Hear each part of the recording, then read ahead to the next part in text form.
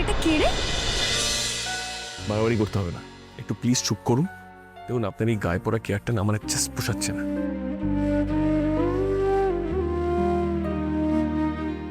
এত কাছাকাছি বসে রইল, তবুও তোমার আমার কথা মনে পড়ল না।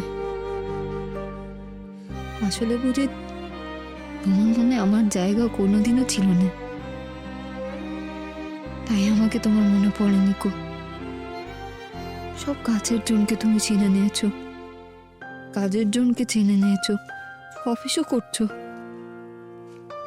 শুধু যে একেবারে দূরের অকাজের, তাকে তোমার মনে একদম বিদায় করে দিয়েছে। এতে তোমার ভালোই হয়েছে।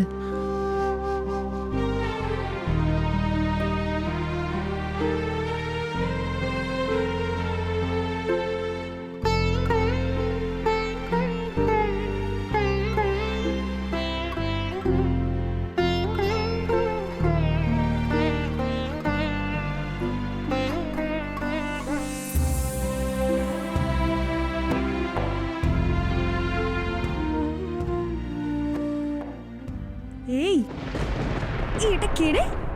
কই, কেউ না তো। ইস, বললেই হলো, আমি স্পষ্ট দেখেছি।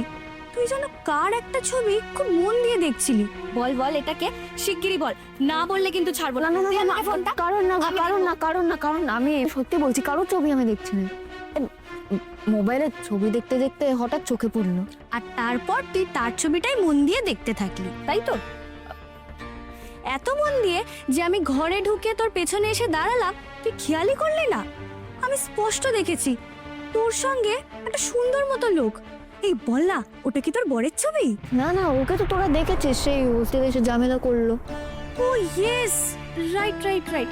এই শোন, ওই বোকাটে বদমেজাজি বরের সঙ্গে না তোকে একদম মানায় না। কিন্তু এটা তো অন্য কেউ ছিল। এই আমাকে ছবিটা দেখা। না না না না, দেখা না।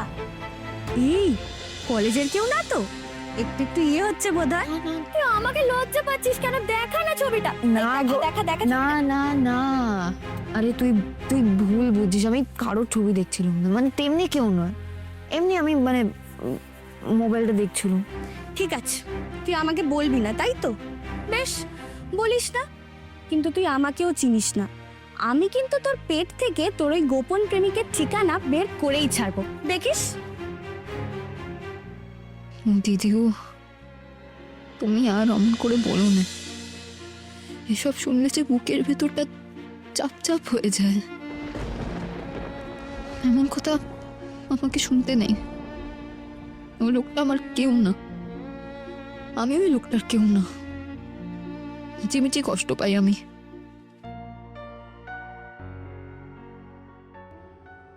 এটা কি করে পসিবল? আই মিন, আমরা তো অনেকটাই আলাদা, আমাদের কোনো কিছু ম্যাচ করে না। তাহলে তুমি ওকে দেখে কেন বিরক্ত হও? আই মিন, প্লিজ আমাকে বলো, ওকে নিয়ে কি তুমি আমাকে সন্দেহ করো? তোমার কেন মনে হচ্ছে আমি তোমাকে সন্দেহ করছি? আমি তো শুধু টেনশন করছি অনুভব, সেই জায়গা থেকে কতগুলো বললাম। না না, এটা টেনশন নয়, এটা সন্দেহ। সন্দেহ না করলে তোমার মনে এত প্রশ্ন আসতে পারে না। মূলত আমি এখনো চেষ্টা করে যাচ্ছি, প্লিজ আমাকে হেল্প করো।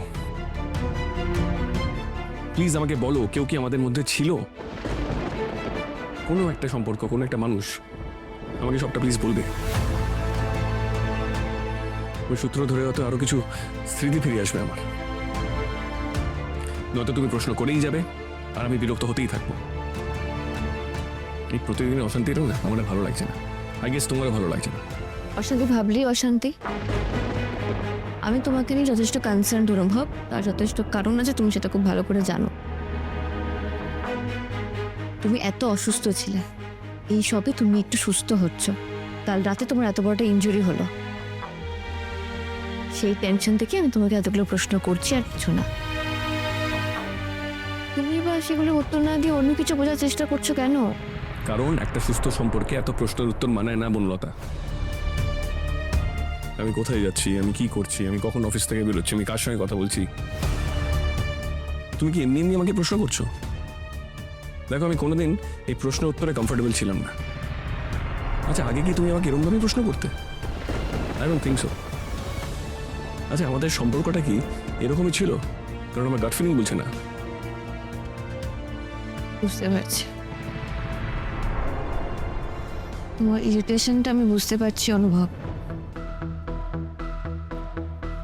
তুমি পারলে আমাকে একটু একবার দেখো,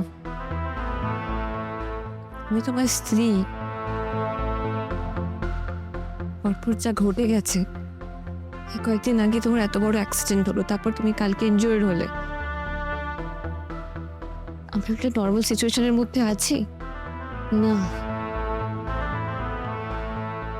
আমার তো তোমাকে নিয়ে একটু চিন্তা হবেই।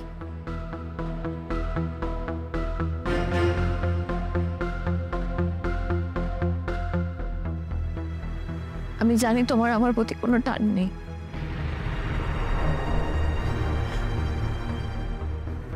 কিন্তু আমি তোমাকে খুব ভালোবাসি অনুভব।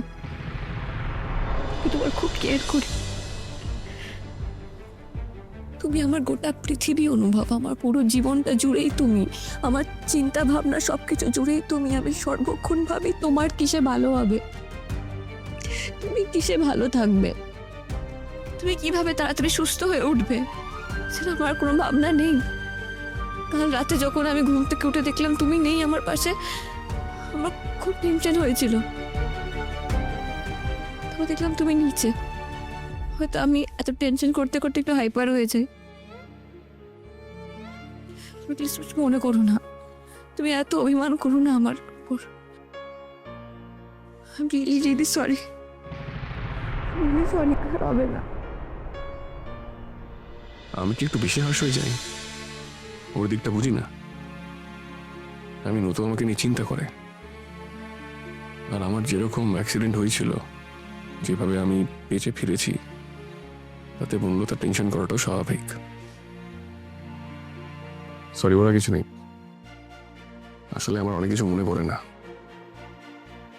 নিজেই মাঝে মাঝে বিরক্ত হয়ে যায় নিজের অক্ষমতার উপরে। তুমি তো আমাকে এখন ওর কাছেও টেনে নাও না, কিন্তু একসময়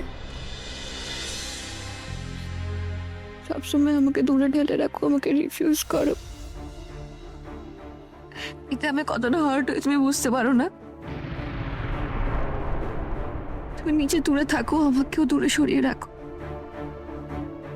আমিও ভাবি আমিও দূরে থাকবো, কিন্তু পারি না, জানো তো।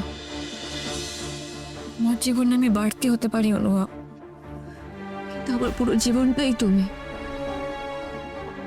সেটা তুমি বুঝতে পারো না। আমি এবার চেঞ্জ করে নিই প্লিজ। কেন বলো তো, কেন আমি কাছে এলে তুমি এরকম সেটিয়ে থাকো?